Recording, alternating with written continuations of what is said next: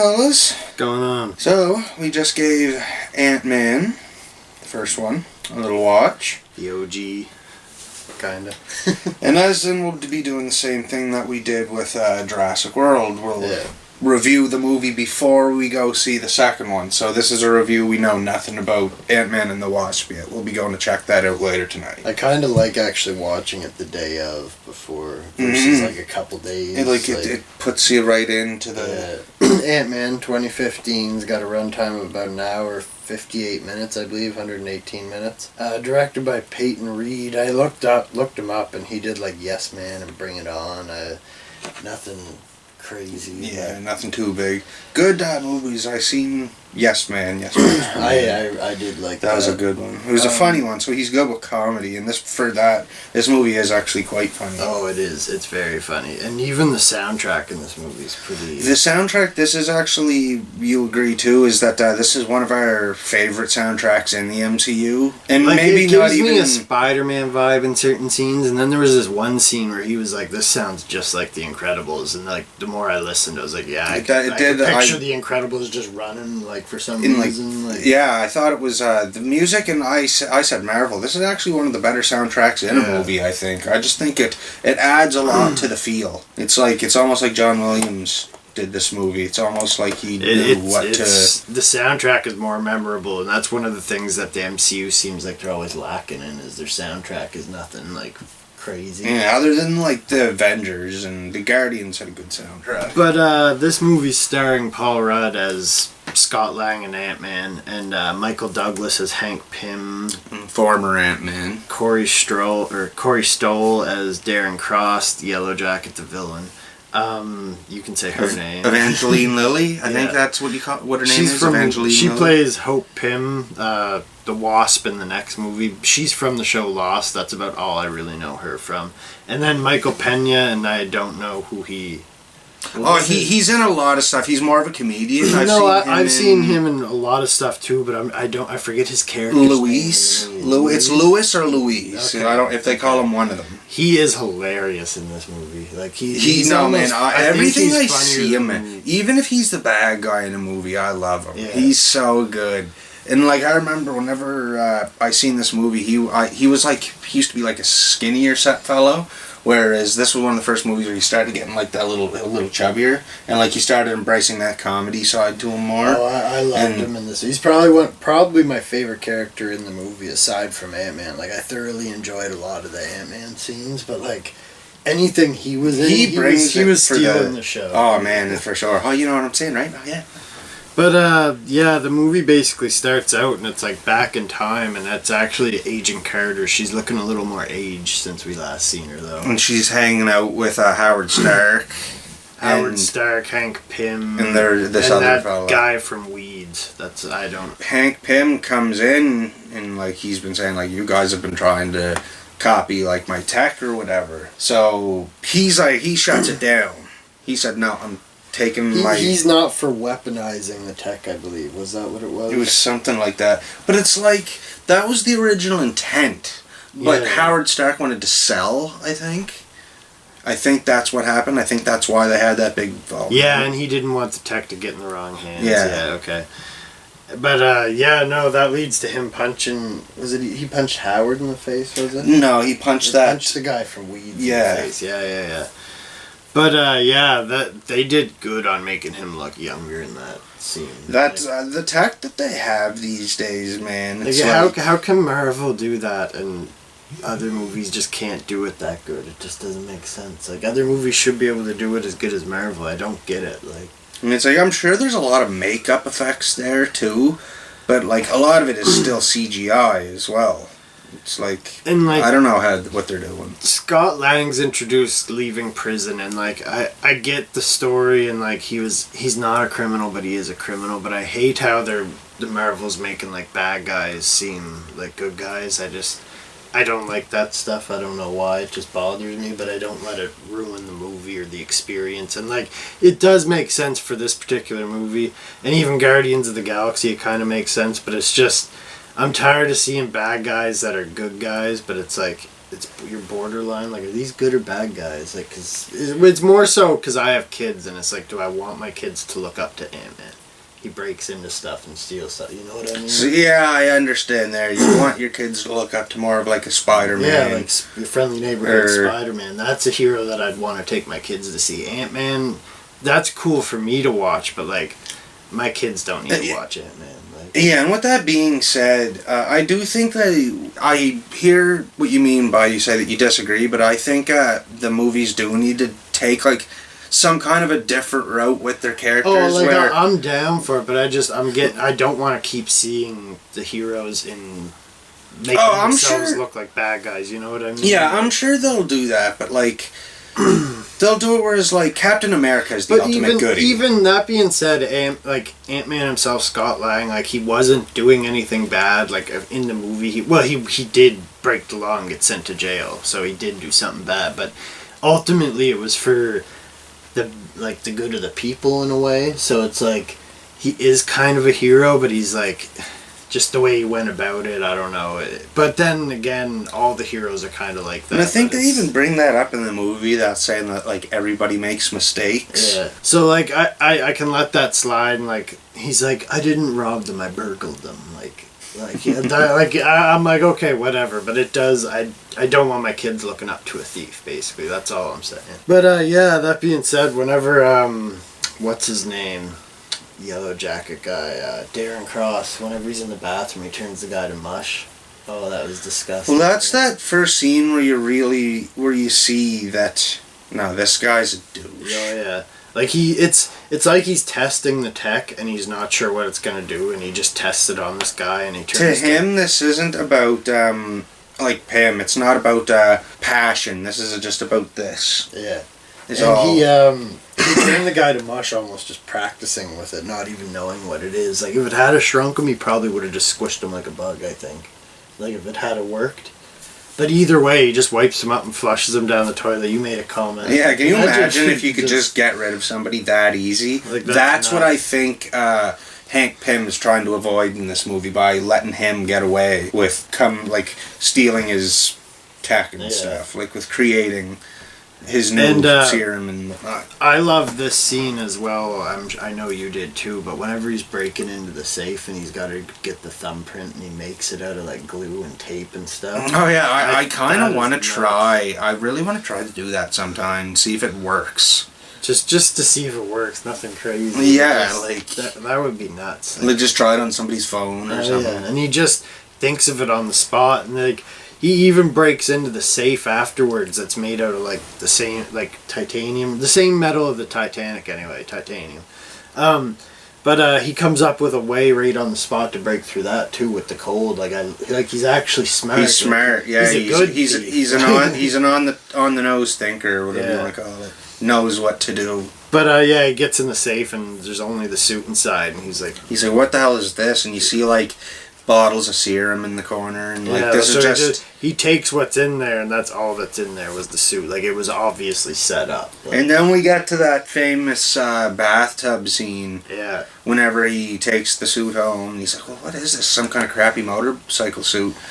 And he turns it on, and sure enough, like he just drops. Drops right into the tub, and then, like you said, they made the tub look like this big open desert. Yeah, it looks like a desert. It's like, where are you gonna go? And then Michael Pena comes in and just cranks the water. It's like he doesn't see him at all. It's like, why would you? You would not think to just focus.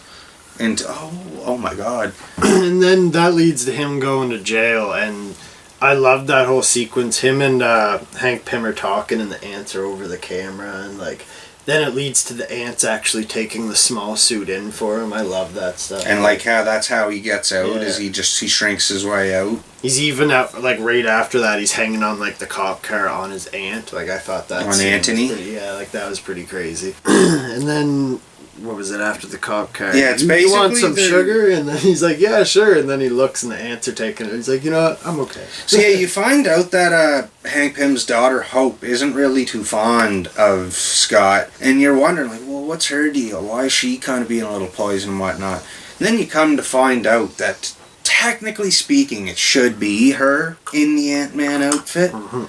And then you don't find out until the post-credit scene of the movie why she wasn't put in the costume and whatnot. She has her own suit. He just doesn't want... He didn't want... Like, Scott even says it in the movie. Like, Ant-Man, he says he's expendable and she's not. Like, to Hank. Yeah. That's why he doesn't want to lose her. That's why he went on this particular mission. But then, after him doing this mission, I believe that's what opened Hank Pym's mind to being like, all right, you're ready for the suit. And that's what's leading to the movie we're going to see tonight. Yeah, whenever Cross finally gets the serum correctly, he turns a lamb right small and he like shakes it. It's kind of cruel. It's like, yeah, like whenever he flicks it, like just shrinking like a bear or something. Like, just could you imagine? Like, that would be nuts. It'd be crazy. But see, that's another thing. Why is it that what's better about what to us feels better about shrinking a human than shrinking an animal? It's crazy, eh? I don't know. Crazy thought. We're sick in the head. It would be cool to be shrunk too. Could you imagine being like Honey, I Shrunk My Kids or Ant-Man? Like, so you can't say that. Well, I guess it's the opposite way around. Honey, I Shrunk the Kids was definitely inspired on the comics of Ant-Man. Yeah, because Ant-Man would have been older. Right? Older, yeah. I was gonna say that this movie. Next time I watch those movies, I'm gonna have a different perspective. I'm just gonna be thinking of Ant-Man and Anthony. Yeah, I like that part too. Our first move should be call the Avengers, and Hank Pym just goes off like.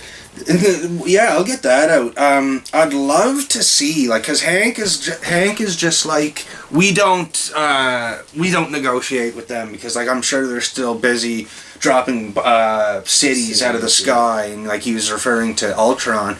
In the MCU, of course, he has nothing to do with Ultron. But in the comics, he basically created Ultron. I think that Hank Pym in the MCU, I want to at least see one scene with him and Tony, and just like not. It doesn't even have to be like a bury the hatchet type thing, but it's like I'd like for him to see that Tony's ideologies are different almost than like Howard's. He approves of Tony but doesn't approve of Howard still. Yeah, like that's what I want them to put in. Like I want him to show like actually now Tony is right. Like I'd like to see Tony say, yeah, look, we made Ultron because this shit is coming, Infinity War. I don't know. I think there's a lot of potential there with that side plot. And speaking of Hope and like wanting in the suit and him not letting her in the suit, like she's determined to wear the suit, and she even controls the ants at one point, like better than probably Hank himself does. Like whenever they go over the light and stuff. Like that, she's definitely good, like, in the suit, and I wanted to see that, but I'm glad we didn't see it in that movie, and I'm glad that we're getting an Ant-Man and the Wasp movie now, and we're actually going to see... To see what she's going to be able to do. I wonder if she'll be, like, flying, holding them, and, like I'm sure there's some crazy stuff that's going to happen, because she has, like, lasers and wings, and Ant-Man's just... But, yeah, she even kicks Scott's ass in the training montage, too. I love that.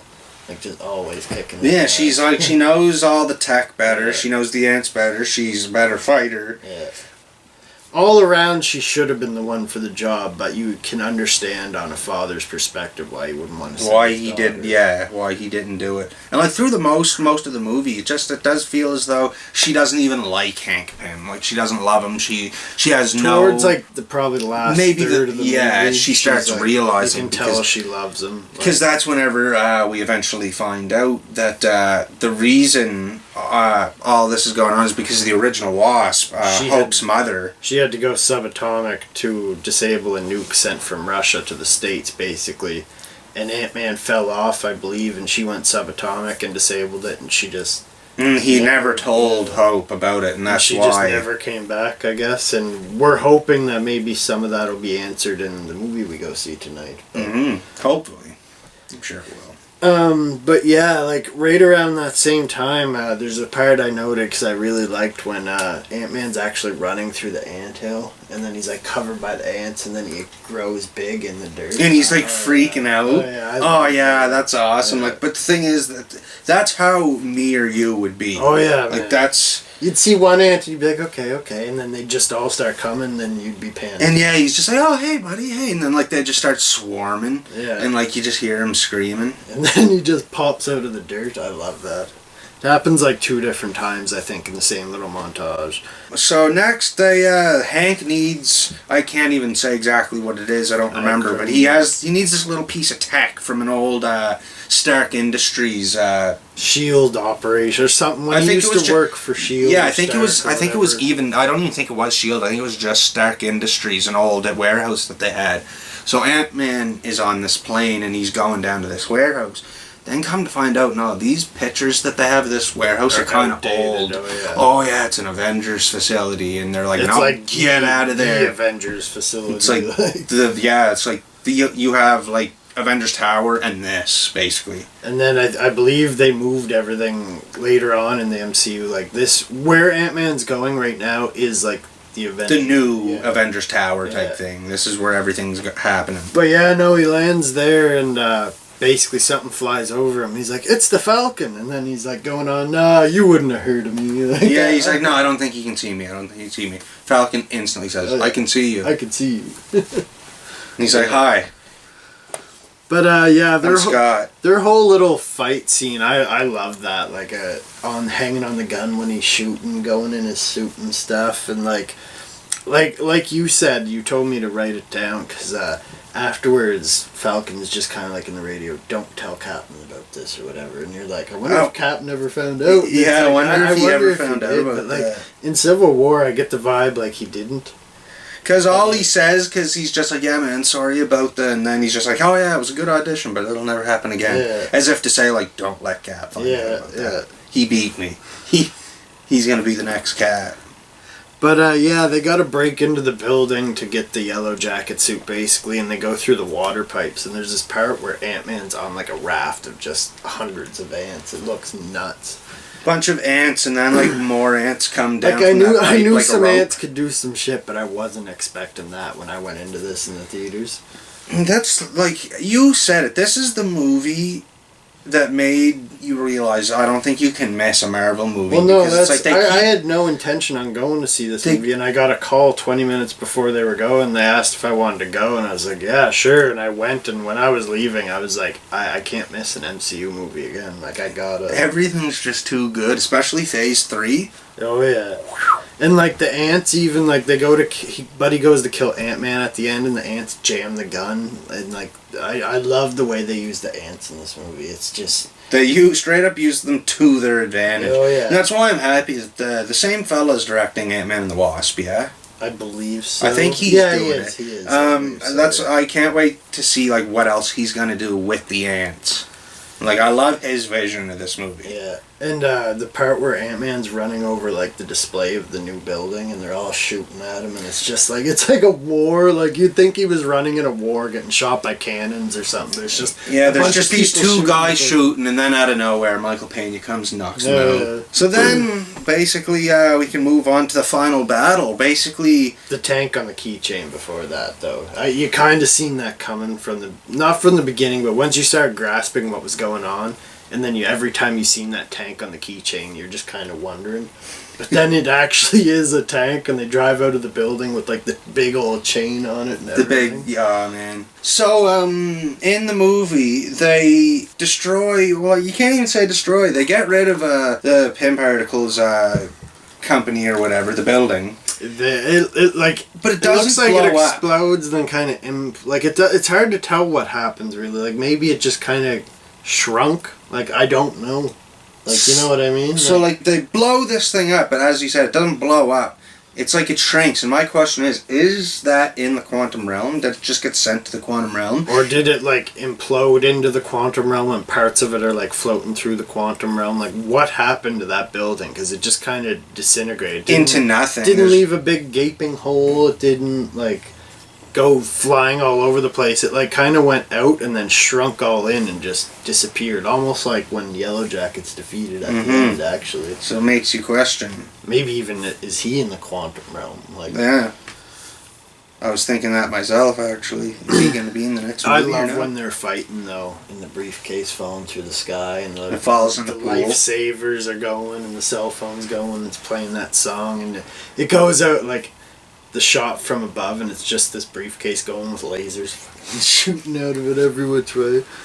And then, yeah, I was gonna say Wasp. Yellow Jacket's out of the pool, and I think he's terrorizing the family or whatever. And you just hear bloop, and he just pops out of the pool. Out of the pool. No, they do a lot of funny stuff in this where it's just like, okay.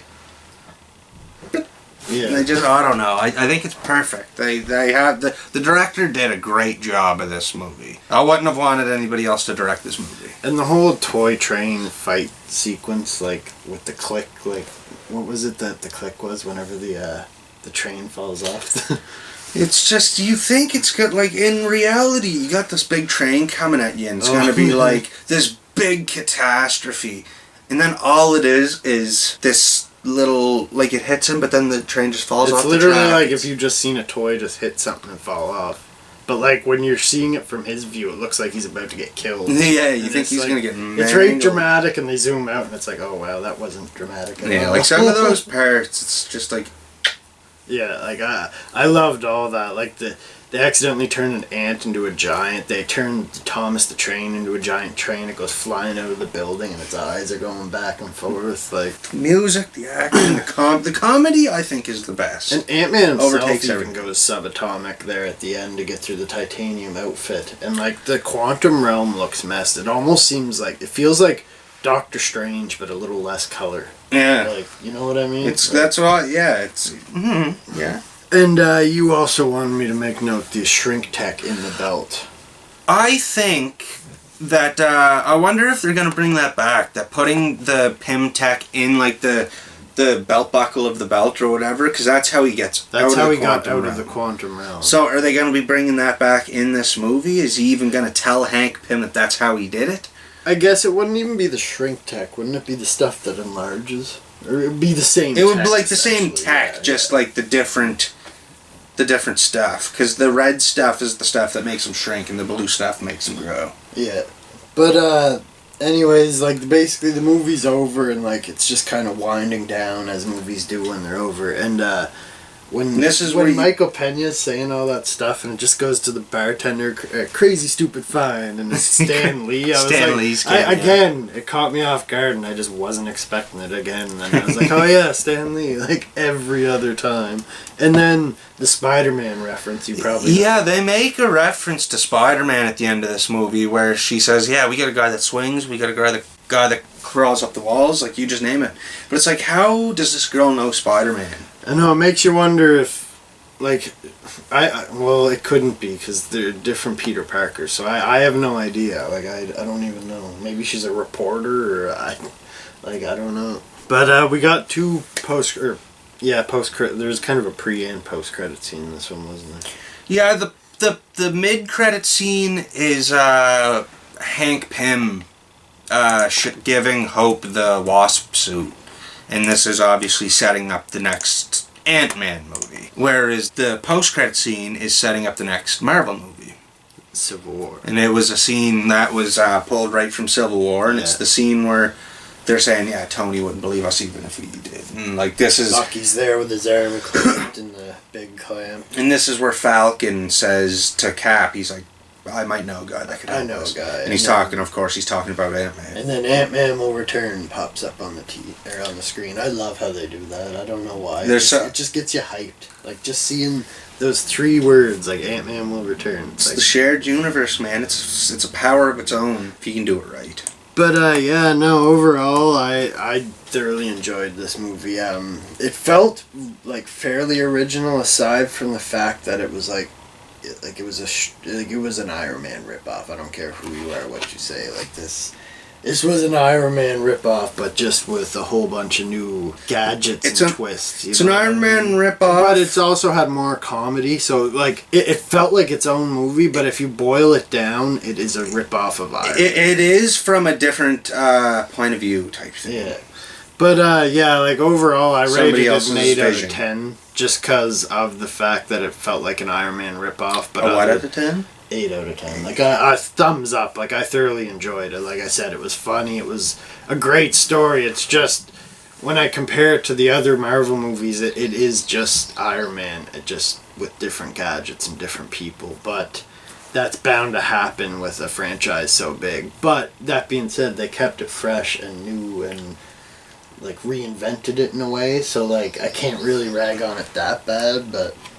And that's just it. I give her a thumbs up. Go buy it. Go check it out. The CGI is phenomenal in it. There's a couple scenes where the ants, they looked like they were definitely not real ants, but like for the most part, it's like it did. For the most part, it does look like they got it pretty crisp. Oh yeah. So like they look creepy sometimes when they're up close, like.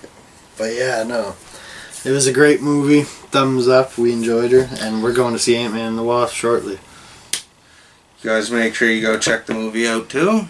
You guys make sure you take her cool. See you later, guys. Awesome.